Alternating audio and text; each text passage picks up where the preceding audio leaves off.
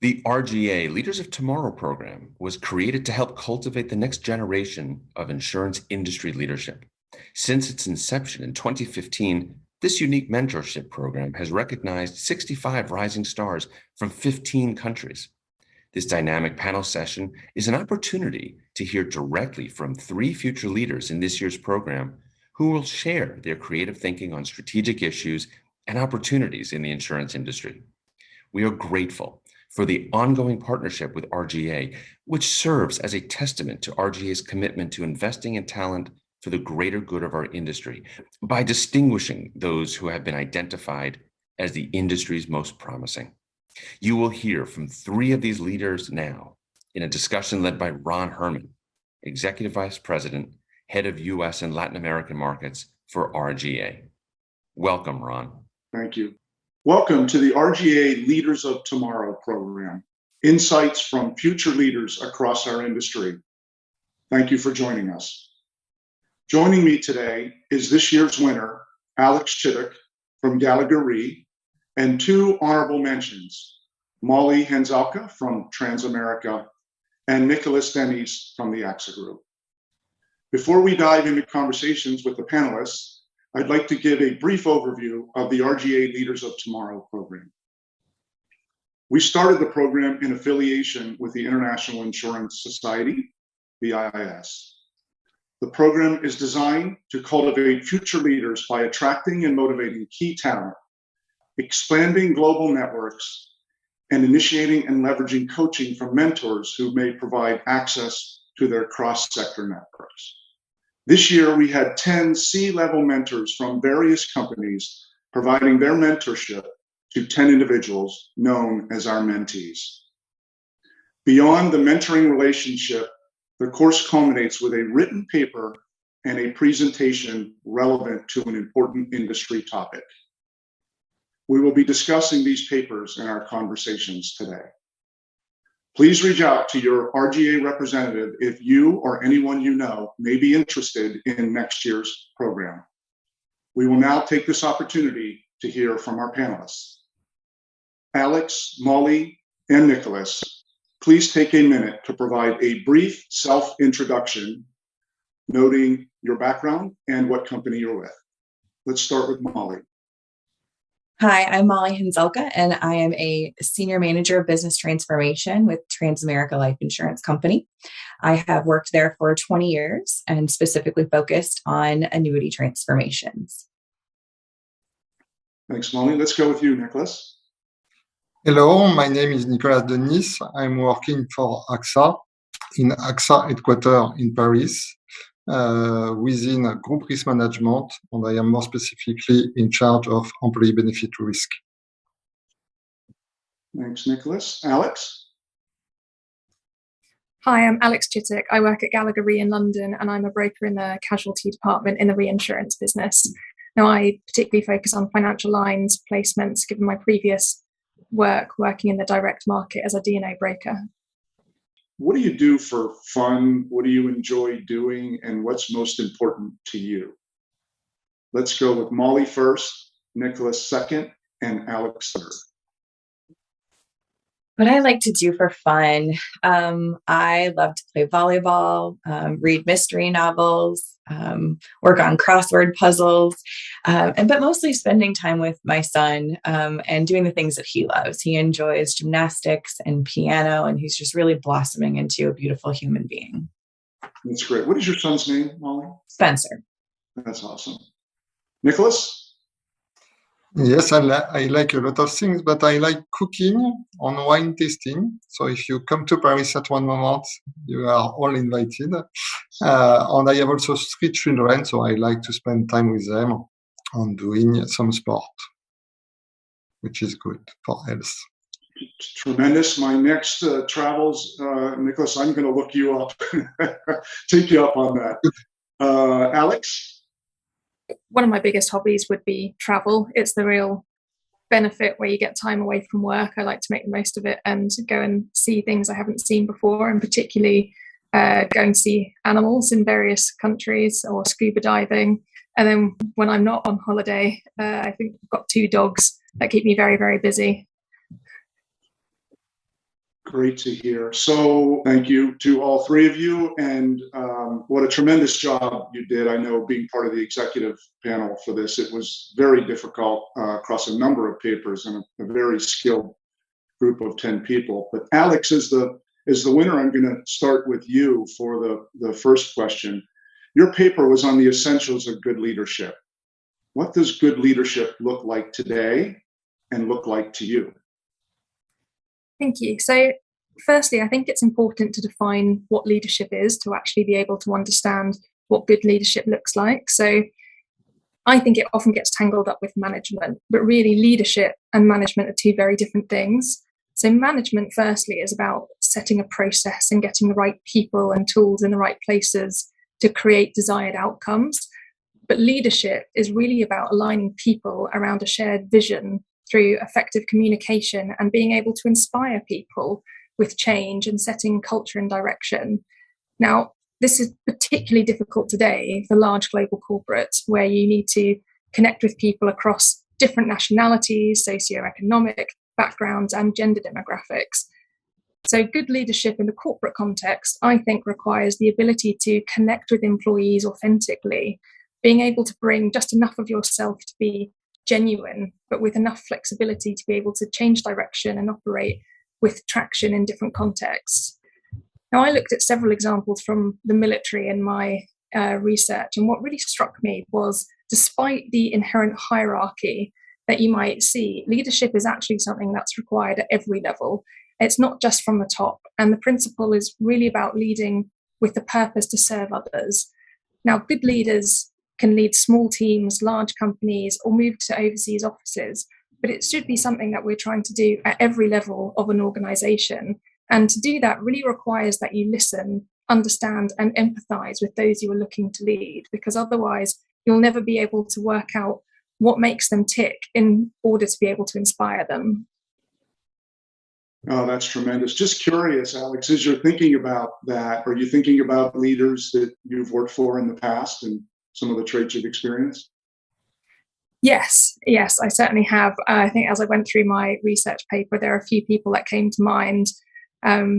We've just gone through an acquisition, and it can be an unsteadying time for certain individuals, but I noted some of our senior leaders were really standout examples of how to motivate, provide confidence, and keep everybody working towards a common goal.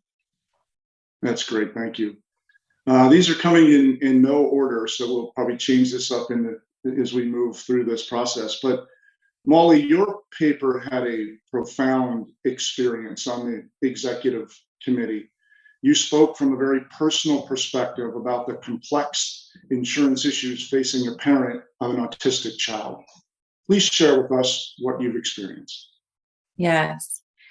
When we started seeing signs that our child was autistic, we did everything we could to get a diagnosis and find life-changing treatment. And that was a challenge in itself. But we were completely unprepared that our employer's insurance would only cover the diagnosis. We had good insurance. We worked for the largest companies in our city. So we applied for Medicaid, which is a public and health insurance benefit in the US. We applied for Social Security and income, other assistance programs. We tried getting Medicaid waivers, but we were denied for all of them.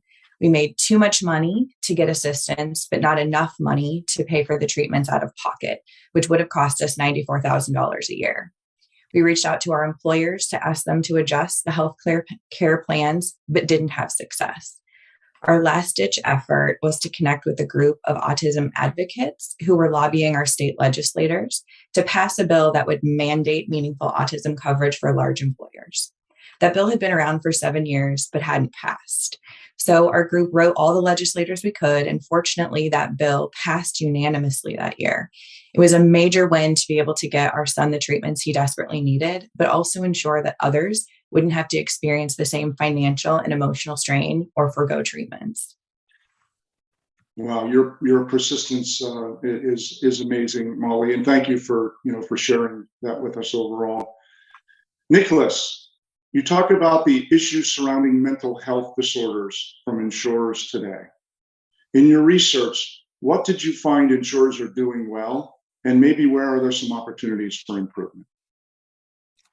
Thank you, Ron. So, unfortunately, there is an increasing number of people affected by mental health disorder, such as depression or burnout. And these disorders are among the most common reasons for prolonged absence from work. So, consequently, it is encouraging that despite all the difficulties this risk poses to insurers, it is currently rarely excluded from disability policies. Sometimes benefit or eligibility criteria are reduced to some illnesses, but there is still a cover. And many insurers also are aware of this mental health disorder issue and offer services to complement their policies, generally integrated into an ecosystem.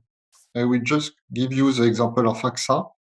AXA has developed EMA program, an all-in-one digital platform enabling the client to manage its contract, but also offering personalized access to a comprehensive suite of services that cover physical health, mental wellness, and chronic disease management. I can add that also many insurers in employee benefit contract offer support for return to work. So that's just some example, but many initiatives exist. The problem lies more in the use of these services. It is today a real challenge for insurers to convince policyholders to use it. However, I believe we can stay confident. The use of telemedicine has increased with the pandemic, and it's for me a very encouraging example of service appreciated by the insurer. Thank you, Nicholas. Do you see similar sort of traits across all the countries, or do you see a varying degree of Yes, it's quite similar after the country manage disability, I would say, cover very differently from one country to another one. But we see that the weight of mental disorder in the total disability claims increase at least everywhere in Europe, in the country I studied, but I believe that it is also the case in other geographies. Got it. Thank you for that. All right, so this question is going to be for all of you. Molly, we'll start with you, then we'll go to Nicholas, and then to Alex. What do you believe are the most important priorities that you see in the insurance industry for the next 3 to 5 years? So in the US, I think we need to focus on increasing market penetration rates for life insurance. People aren't buying life insurance like they used to. In the US, we have a recession looming, interest rates are changing quickly, and this means less spending, but doesn't mean less risk for our customers. Only 50% of adults have some form of life insurance in the US. This is an all-time low. A decade ago, it was 63%, and price is the biggest reason. Inflation is causing a major financial strain. We as insurers need to plan for the long haul and continue to build confidence in insurance companies. We need to have all-weather portfolios. We need to create innovative products that meet our clients' budgets. We need to pivot quickly with changing interest rates, strengthen our business operations with continuous improvements. Our legacy systems and processes can have high expense ratios. We need to find those important customer relationships and strengthen those most loyal relationships. And lastly, we need to drive financial literacy, having agents who understand the cultures and communities they come from. Women, Black, and Hispanic people have the biggest gap in coverage, which leaves an opportunity to increase that market penetration. Wow, great answer, Molly. If you had to pick one to prioritize first, what would it be? I think it's driving financial literacy and really giving that financial security and financial literacy to those who need it the most. Thank you. Nicholas? Yeah, we can quote a lot of priorities, but I will answer to you with only one word. What will be important in the coming year is the flexibility. I strongly believe that our role of insurer remains the same. We have to support the economy, protect what matters to our client, but we have now to adapt quicker and quicker than in the past. So it's very important to have an organization that is flexible and that is able to adapt to the new needs of the client. Cyber risk, just to give an example, was something that was totally unknown a few years ago. Today, it's really a real need, difficult to address. Thank you, Nicholas. Alex? I think it's a really difficult time in the insurance industry right now. There are sort of looming macroeconomic pressures, volatility in the insurance market cycle, and also a difficulty in finding the right talent. But I think generally as an industry, we do very well when there's uncertainty, and that disruption comes great opportunity because it allows us to provide even greater value to clients by helping them to navigate those challenges and strengthen themselves for the future. So for us, I think the ability to provide cutting edge insights and analysis which support the insurance and reinsurance solutions that we can deliver is paramount. But also, it's the challenges of finding the experienced hires given the spiraling wage demands and how we actually do better with what we have. So if you look at things like the Swiss Re Institute that estimated that a global GDP would increase by 26% if gender parity was achieved, how do we take things like that to behave better? So I don't think it's as simple as hiring more women, but it's about setting the right cultural and organizational frameworks to actually support and develop the talent that we have to ensure that women and other minority groups keep rising through the ranks and they're equipped with the right skills to do their jobs effectively. And it's not an immediate fix, but the goal really, or as I see it, is to generate the stronger financial performances that should be available, and they're proven to be available to companies that have greater diversity of thought and opinion. And that also will allow us to come up with better solutions for our clients. And it's about creating an environment where diversity can thrive, not just survive. Tremendous answer from across all three of you. Thank you for that. Certainly, the program is called Future Leaders, and I think it shows very strong that the three of you and the other 7 who unfortunately aren't on this interview, but we're an extremely talented group overall. Nicholas, I got the sense from your paper that private and public sectors must work much more closely if adequate coverage for mental health is to exist. Please tell us more. Yes, more broadly, I and probably most of you hope that public sector and insurer can work together to address health issues. The health model differs from country to country, and so does the financing. But both insurer and public authorities have always an interest in controlling total cost. So more specifically, for mental health, collaboration can start with data sharing. You know that the more information insurers have, the more confident they will be in dealing with the impact of mental health disorder in that case. Secondly, the work environment is today a place that can generate stress, burnout, sometimes on depression, but it can also be a place of prevention and detection. So the state must encourage, by law if necessary, employer to look after their employees, organize training, and take prevention measures. The insurer of employee benefit contract can provide important support to their client. I believe in this partnership when we have a common goal. Here, both have interest in getting healthier employees. Cooperation between public authorities and private sector should definitively contribute to limit the rise of the risk. Thank you, Nicholas. Molly, I'm going to read a quote from your paper. There's an opportunity for more insurance carriers and agencies to see the economic value of supporting families with disabled children. Please tell us more about this opportunity.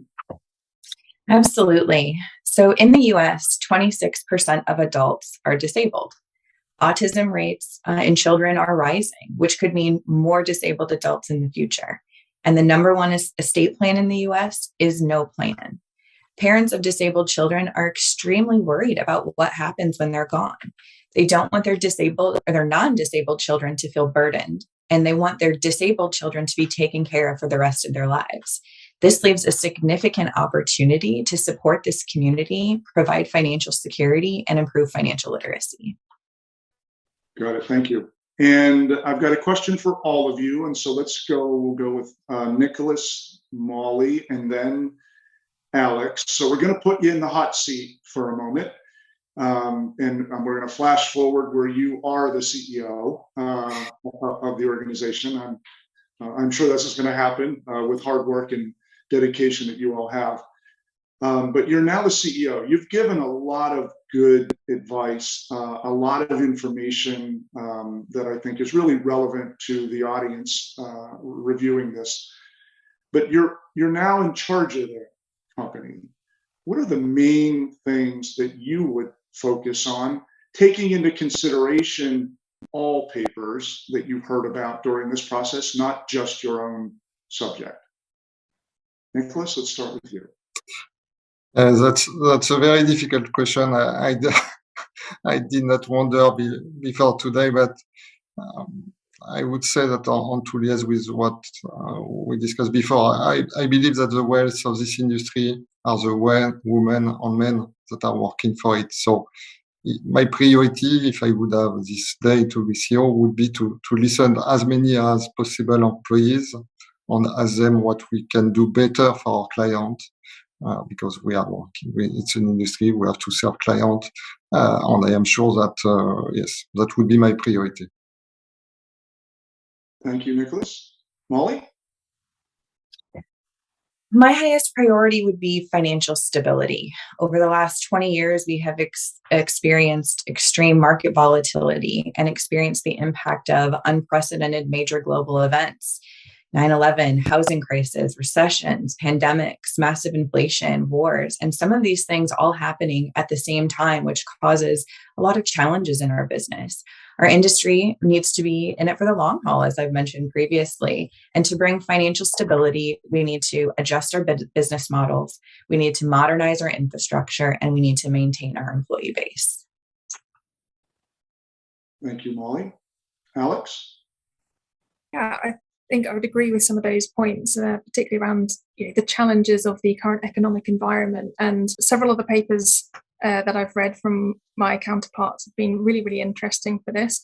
And I think one of the key themes that seems to keep coming up through some of their papers and my paper is a real focus on employees. And I think through looking at how you can support and nurture employees over a variety of metrics and help their learning and development will help retain that talent that we can actually use to generate stronger financial returns in the long run, because ultimately retaining talent is much cheaper than trying to hire a new talent, and it helps maintain a stable culture and a strong workforce, and some helps build a place that people want to stay in and people want to work at. Great answer, all three of you. That was a tough question to put you all on the spot, as I said, put you in the hot seat for a moment, and you all obviously give great advice and insight into looking forward. Okay, we're going to go to a current topic, one that I know many companies are debating and testing and learning, and that is the return to office sort of policy. So as you know, for the last several years, we've all worked from home a lot with little to no travel and very few people in the office. And there's now a large debate over what does return to office mean, given we know that the industry will probably forever be changed. So I'd love to get your perspectives individually on that topic. Let's start with you, Molly, and then we'll go to Nicholas and then to Alex. So for me, we were told we'd be packing up our desks and working from home for 2 weeks. And now 2.5 years later, I'm still working from home most days. I didn't realize how much my work-life balance would change for the better until I started working from home full time. I absolutely miss the social aspects of being in the office, but I don't miss the commute and I can spend extra time doing the things that I enjoy. And I'm still able to accomplish what I need to at work. Now I go into the office when it makes sense, trainings, work events, co-location meetings. My recommendation is to meet your employees where they are. Some want to be in the office full time, part time, some never. Use the office purposely and take advantage of that social capital I mentioned. People are more likely to go in the office when their work friends are there. Bring social interaction back and the employees will follow. I would also mention that making decisions that can be perceived as unpopular, like this one, can be tough for your middle and frontline managers. They are stuck between what leadership wants and the staff pushing back and sometimes resigning. Give them the training and the tools to manage these challenging conversations, and ideally give them agency to make decisions on what's best for their team, meaning hybrid versus full-time in the office. Thank you, Molly. Nicholas? Yes, so if I start with personal feeling, I would say that we should never say never.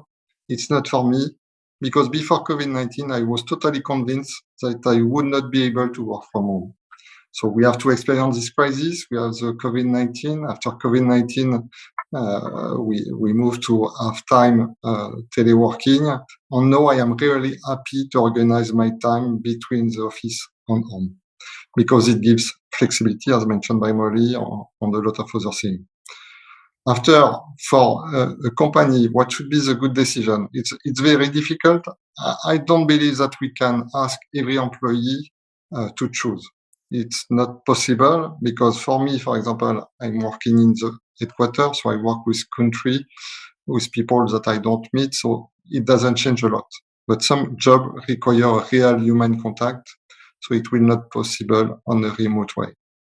After, if I relate this question to the mental health issue, I am totally in favor of employers taking care of their employees, and that includes for sure the flexibility in teleworking. So I will be supportive of any initiative to find the good balance, I would say, for anyone.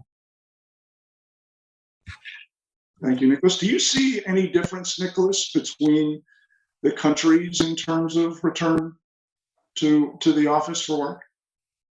I'm working for a large company, and we try to have some agreements that work for every country. So I would say for AXA, at least, I believe that we have the same approach. We try to have the same approach. We started flex work, I would say, a few years ago, before COVID-19.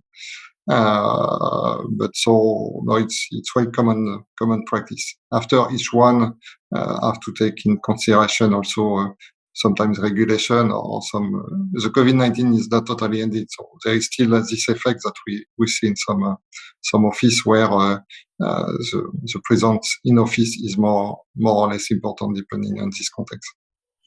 Got it. Molly, back to you just for a quick second before we get to Alex. One of the main discussions is, the continuance of bench strength and developing people and training, building your culture and any of that. Any recommendations from your perspective there? Yeah, I think that's where you can use the office with purpose, because I do think some of those things like training and onboarding a new employee does have an opportunity to come into the office. But I also think we can use technology to help build that. I personally do all my team meetings via Zoom. And I try to get us together too. If we can go do a happy hour or a water cooler, and you can do water coolers via Zoom as well. So it's all about using the technology and continuing to build that camaraderie and doing what you can with what you have. Thank you. Alex, let's have your thoughts. So I definitely think there's a place for working from home, and it's something that I would like to continue as well when it makes sense.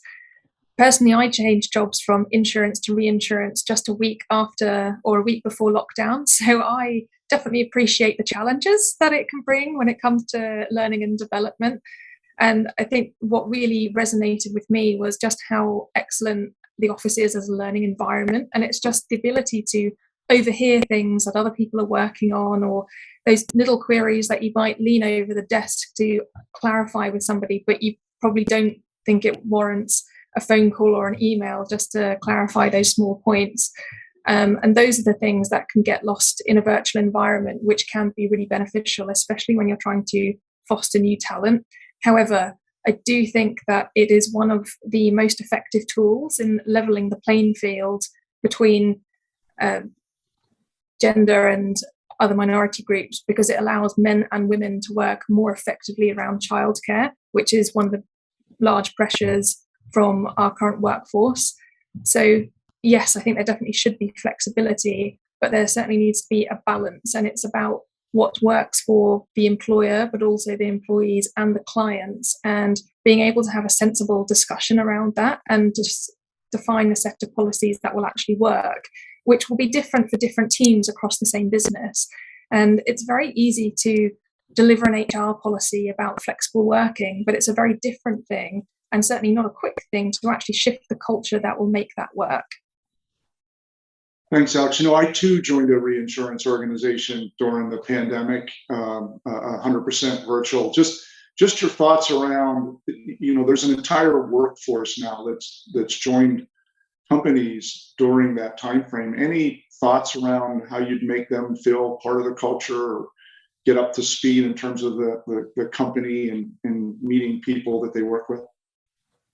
I think it's certainly far more difficult, and it takes a lot more effort than it would have done had these people been joining fully in person, because you just get so much interaction when you're in the office. But I think it takes a real concerted effort on the part of the new joiners, but also the managers and the infrastructure that's around those people, and the willingness for everyone else to take time and invest in helping those individuals and ensuring that they're setting up the meetings and forging the same connections in a virtual context to support their, the time that they might spend in the office as well. I'm going to ask another question to all of you. This time, Nicholas, we'll start with you, then we'll go to Alex, and then to Molly, about the program. So you put in a lot of time and a lot of effort. You got an opportunity to work with a mentor from across the industry within a different organization. I'd love to just hear from you about how the experience was and any insights you gained from it.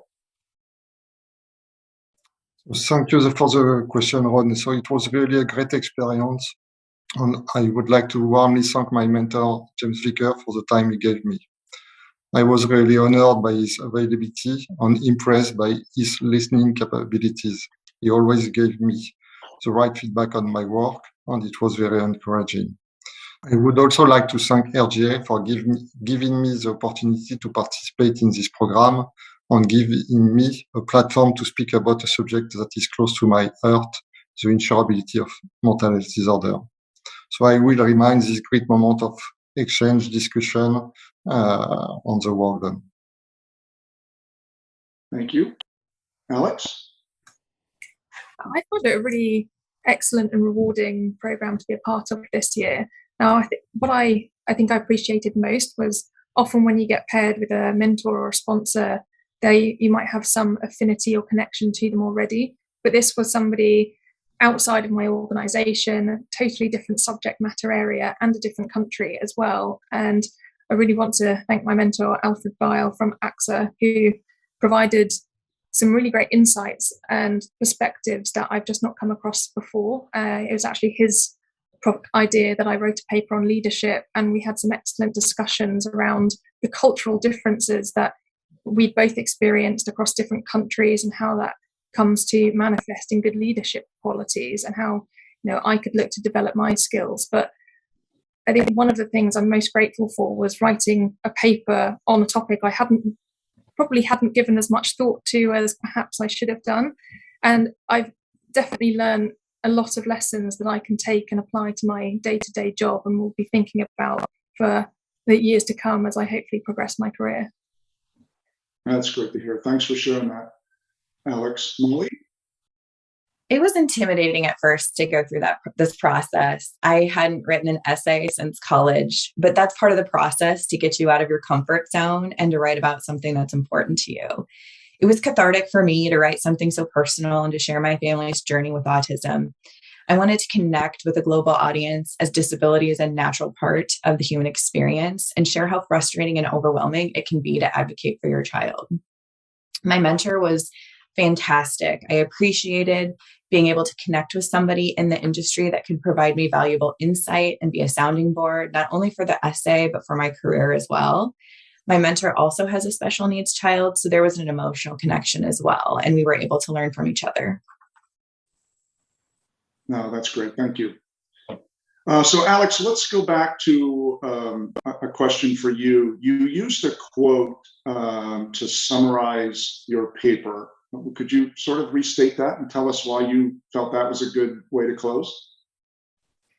Yeah, so the quote that I had was from Maya Angelou, which was that people will forget what you said, people will forget what you did, but people will never forget how you made them feel.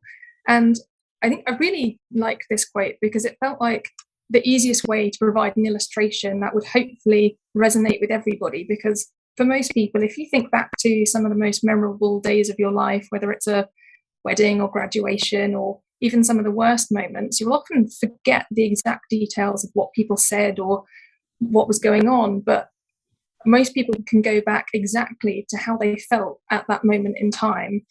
And that really taps into one of the key themes of my paper, which was the importance of emotional intelligence.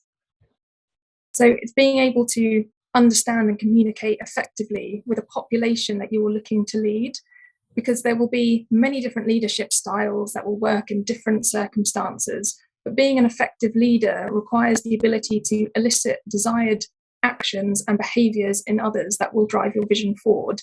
So if you can't understand what's going on in that base and how your words and actions are landing with them, then you'll have a much harder time in actually motivating them behind a central goal.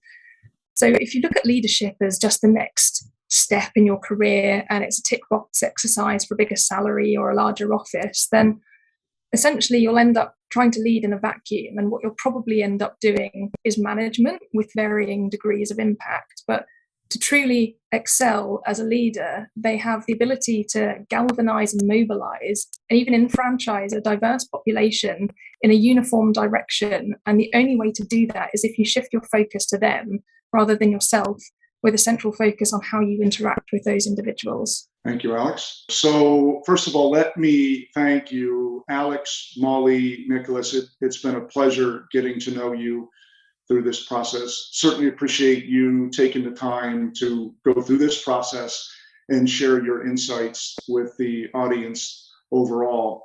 The papers for our 2022 class of mentors can be found on the IIS website, and it covers a wide range of insurance industry topics. A recording of this session will also be available on the IIS website. Thank you again to everyone for joining. Have a tremendous day. Thank you, Ron. And a big thanks to our panelists, Alex, Molly, and Nicholas. I hope you enjoyed hearing these insights from those who will guide our industry forward for years to come. It's always difficult to select the standouts of the RGA Leaders of Tomorrow program because they are all extremely talented and their creative thinking and passion for their work is very impressive.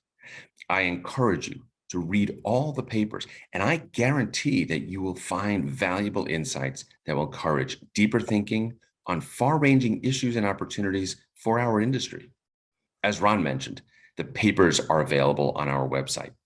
Congratulations, Alex, Molly, and Nicholas, and to the 2022 RGA Leaders of Tomorrow.